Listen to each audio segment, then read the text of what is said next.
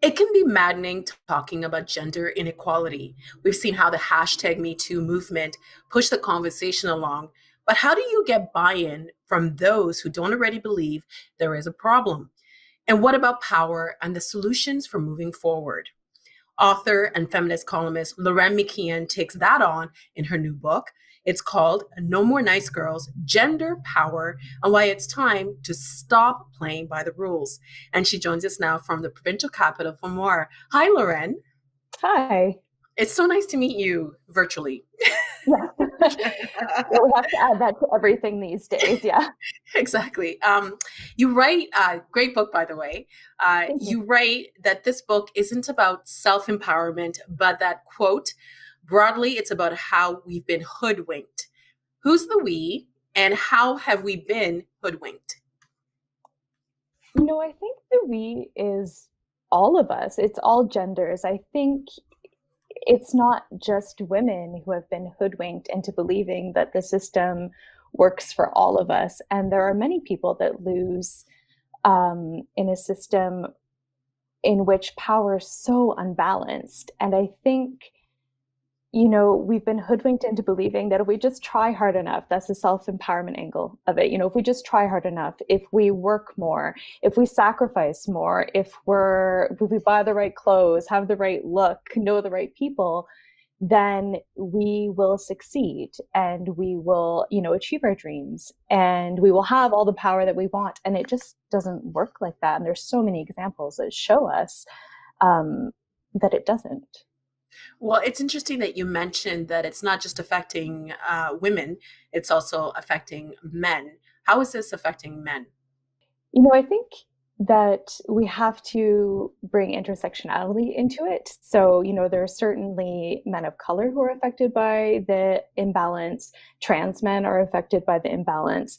But not just that, when you look at who's losing and why we would want equality for everyone. I mean, it's so easy to say, like, yes, straight white men have everything, but there are many ways in which putting people into boxes and expecting things to happen, cause everyone to lose. And I don't think that um, people want to continue on. We look at the news events, the States and in Canada now, and it all comes together. All of our systems of inequality fit together, and there's a way in seeing, if I'm losing or if someone else is losing, that doesn't necessarily mean that you're winning. If the system is corrupt and horrible, and we're building countries and systems like the ones that we're seeing, I don't want to live in those countries. And I think even the people that are at the top now have a lot to account for and a lot to lose. It's interesting you mentioned what's happening in the world right now with the pandemic. There's a new term that has been coined by Armin Yalnizyan, who's been on the show a Yes. couple of times, and she's calling, the recession a she session. Has it surprised you how you've seen how COVID-19 has impacted women and work? It's not surprising, but I think it's really underscoring just how broken our systems are and how unequal they are. We're looking at, when you look at who has lost their jobs, as you said, the she session, it's women primarily that have been affected. And it's one of the first recessions where we've seen women be the most affected. And not only that, on the flip side of that, we've really seen the opportunity of women to come forward and lead and show us a different way of leadership. So when we look at, who has really been affected by this pandemic, it is women. And I don't think we're really talking about that as much as we could. Not just the she session, but our new models of leadership, but also the way that women have really led us through the pandemic. They're on the front lines. They are, we see new styles of leadership emerging. We see toxic styles of leadership, really failing. And I think that as we go forward, we'll see how the pandemic has underscored, some of the issues and also opened up an appetite for conversation about how things can change and how they should change. Well, I was going to bring this up later, but since you're talking about leadership and some of the leadership styles that we've seen during this global pandemic, and one person that a lot of people have been giving a lot of praise towards, and her response to the pandemic has been Jacinda Ardern, New Zealand's Prime Minister. Mm-hmm. And recently, something happened. I want to show you the clip, and then after, I want to get your response to how she responded to that. We're just having a bit of an earthquake here, Ryan. Quite a decent shake here, but if you see things moving behind me, the beehive moves a little more than most. Yep, no, it's just stopped. No, we're fine, Ryan. I'm not under any hanging lights. I look like I'm in a structurally sound place. So she was doing an interview, an earthquake happened. I mean, I probably would not have been as graceful. I probably would have screamed and hid somewhere. But she was graced under fire. How has why is she a good example of a woman leader succeeding on her own terms? You know, we've always been told that some of the key characteristics that she has are actually bad. Like when it comes to leadership, we've been told that, you know, compassion is weakness, collaboration is bad, that's not how you lead something. Don't be human, don't be warm, don't be reassuring, you know, all of these things that we typically key as female characteristics. We've been told not to do. And she just breaks all of those rules. You know, she's utterly herself.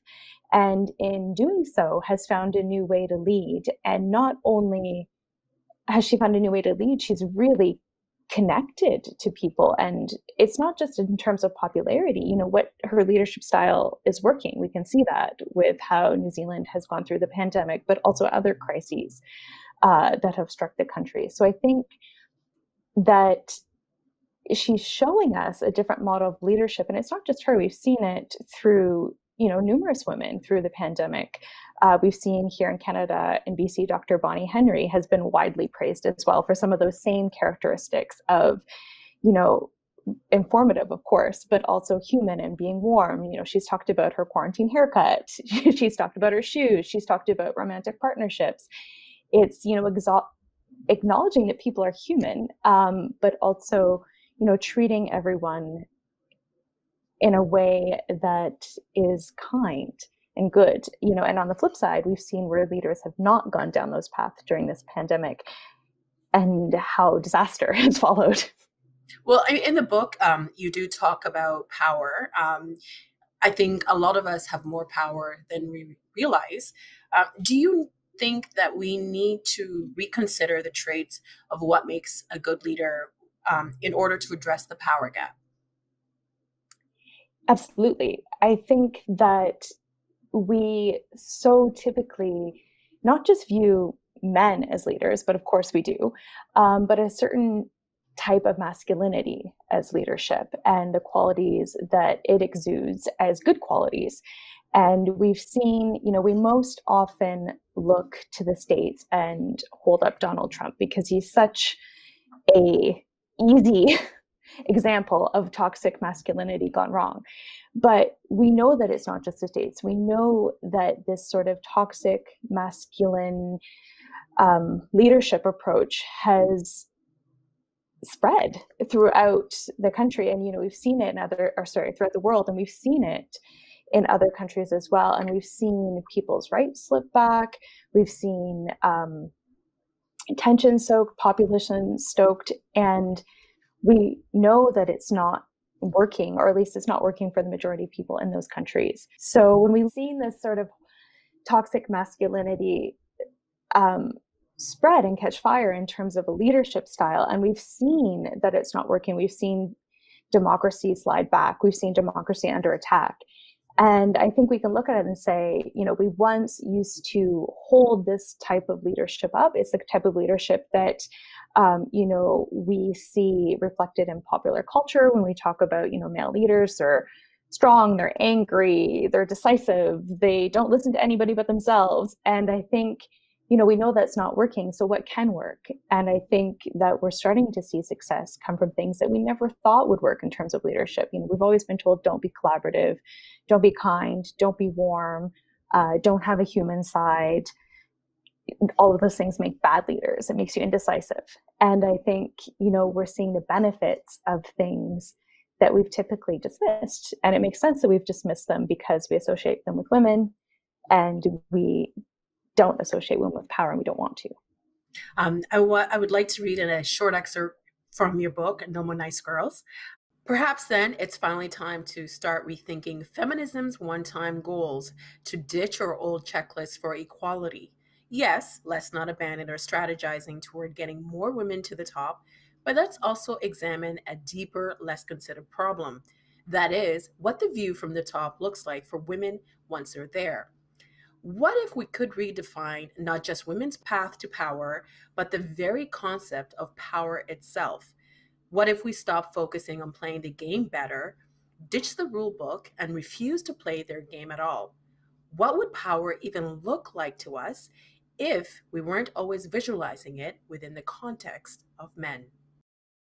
With that in mind, how can women start to look at their power differently to reshape or redefine leadership?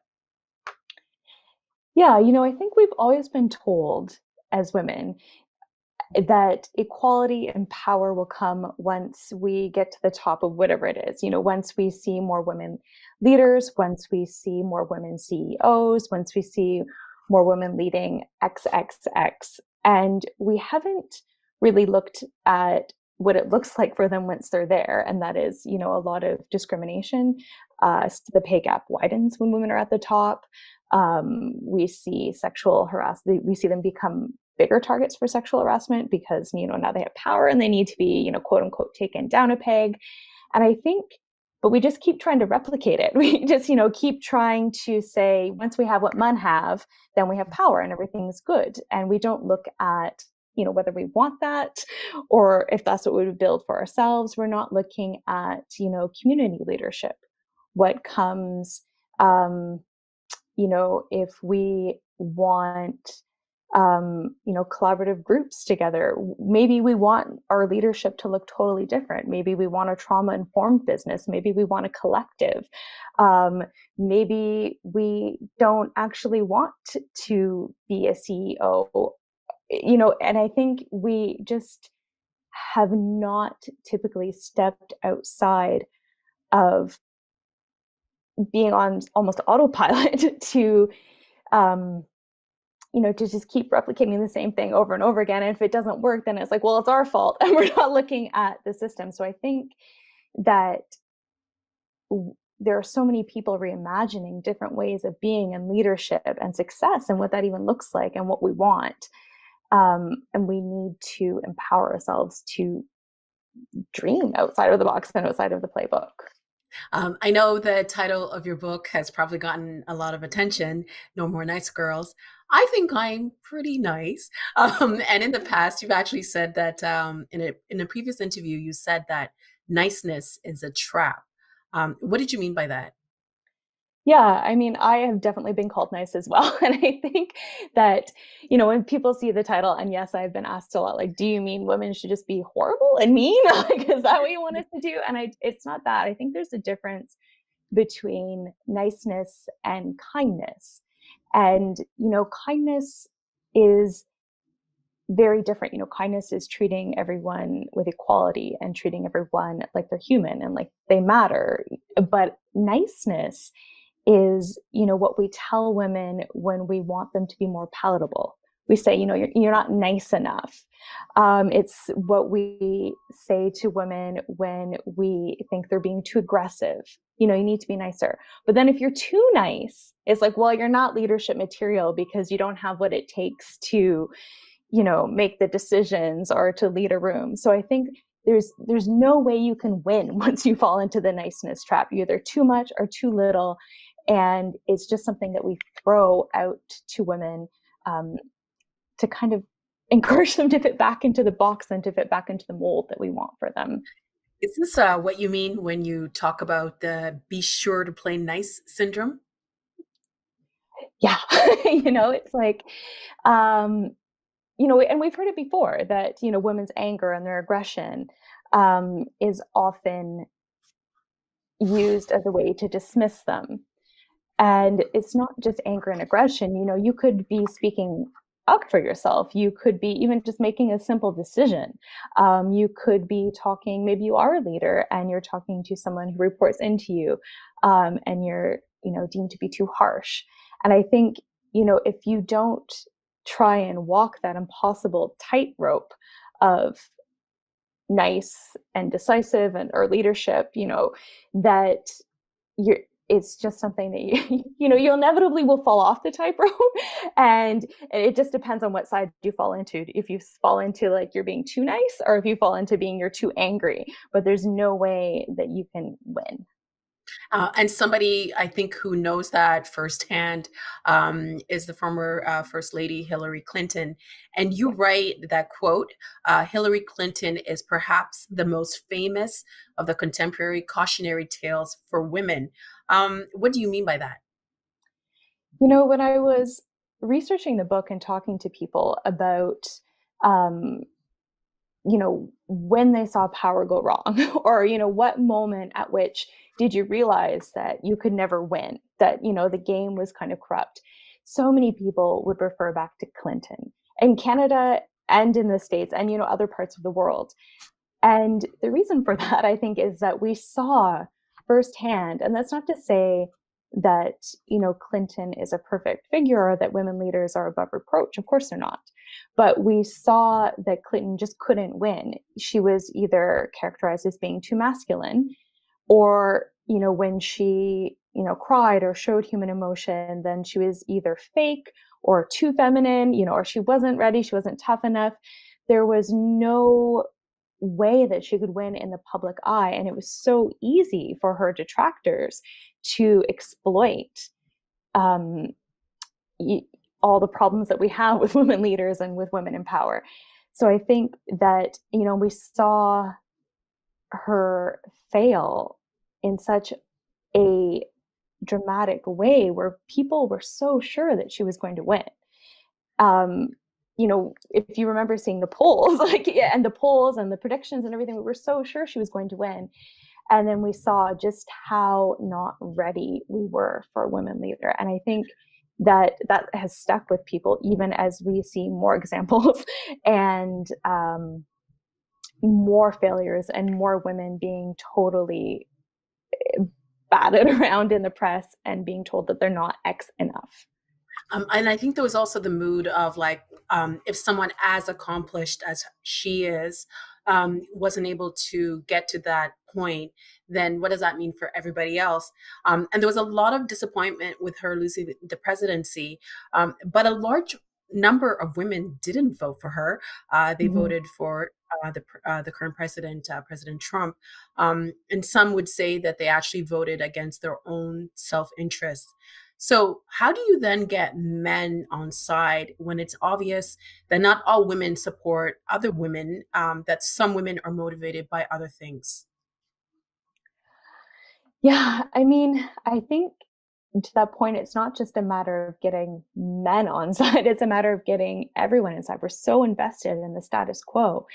And it's terrifying to so many people to break away from that. And I think, Hillary doesn't, and other women leaders don't just represent, the first women, the first woman X. They represent, a shift in the fundamental idea of who we think is powerful and what systems we put our trust in and our faith in. And I think asking people to change that, we've seen in so many different examples of so many different movements, not just feminism, of how terrified people are of letting go of our systems of inequality.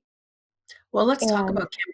yeah, Sorry, no, I didn't sorry. mean to cut you. Let's talk about Kim Campbell, Canada's only woman prime minister. In the lead up to the election in 1993, you write in the book that she had been the most popular Canadian prime minister in 30 years, but she lost badly. If she was so popular, why did she lose? I mean, we can ask the same question of Hillary Clinton too, right? Who was like not as much as she had her detractors, she, was popular at the same time too. There were a lot of people that were really invested in her winning and wanted to see it happen. So I think, it comes down to, and a lot of researchers have shown this, that, it comes down to this idea that, what we say we want and, who we say we're going to vote for is often at odds with our idea when it comes down to it of who should be in power and who we envision as a leader. So no matter how popular and how much we like someone and how, they are reflected in the polls, when it comes down to actually voting for them and picturing them in power again, I mean, she wasn't in power for very long from Campbell, picturing them in power, we can't picture it. We can't see it. We're so afraid of that change that we just don't go forward. And I think, it's not everyone, but it's a lot of people still. You interviewed a variety of people for the book to discover ways in which women are making changes at grassroots levels.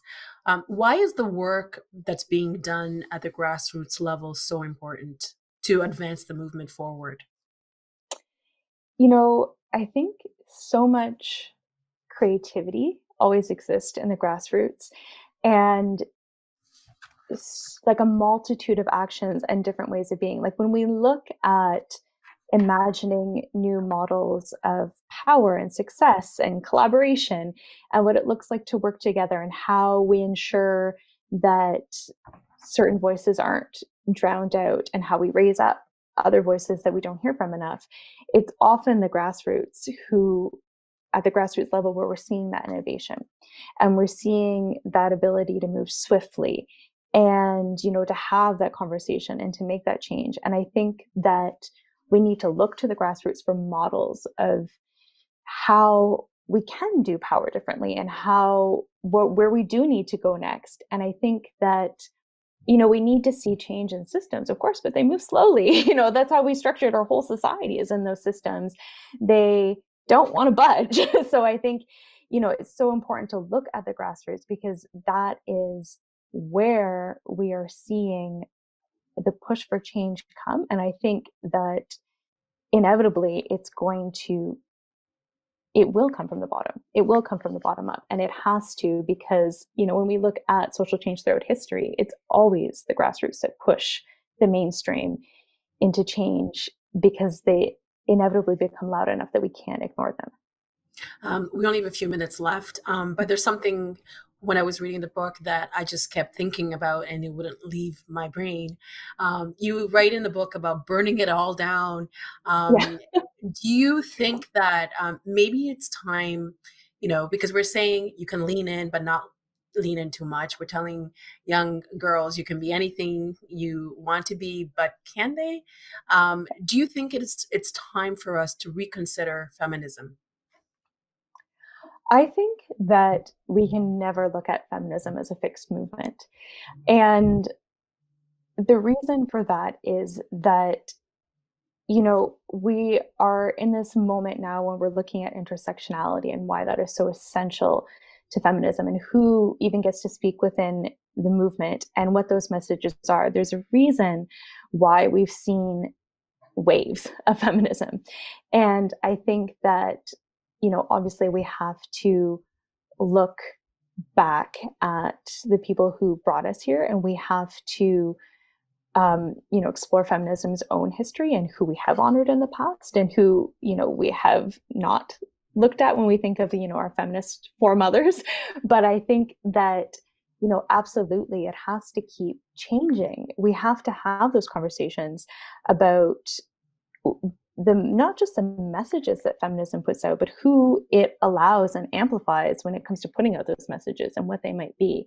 And I think that, we're looking at a plurality of feminisms, and I think that's key. And we can't just assume that it's, that feminism is a done deal, and it can't also interrogate itself. It has to.